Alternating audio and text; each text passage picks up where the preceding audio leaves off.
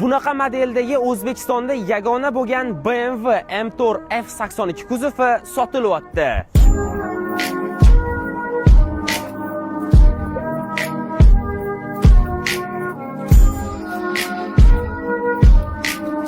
Mashinaning yiliga keladigan bo'lsa 2017 va 63 ming mil masofani bosib o'tgan. Bunga stage 1 qilingan. Hozir bunda 3 litrli M-Power dvigateli turibdi va 500 plus ot kuchi bilan.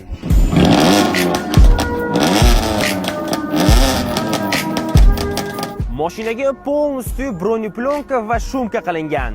Salon zavodskoy. Bunga qora va jigarrang matoviy koja ishlatilgan, plus karbon elementlari bilan. Mashina ideal, даже rulini ham alkantara qilib qo'yishgan. Bunga 4 ta yangi Michelin ballon qo'yilgan. Agar mashina oladigan bo'lsangiz, yana 4 ta yozgi Michelin ballonlari ham qo'shib beriladi. Mashina ideal tushunishingiz uchun buni qo'shimcha kaliti hali ham turibdi. Ana endi mashina narxiga keladigan bo'lsak, egalari $66 ming deyaptilar. Bu mashina sizlarni qiziqtirsa, pastda raqamlar qoldirdim. Aloqaga chiqib bu mashinani olsanglar bo'ladi.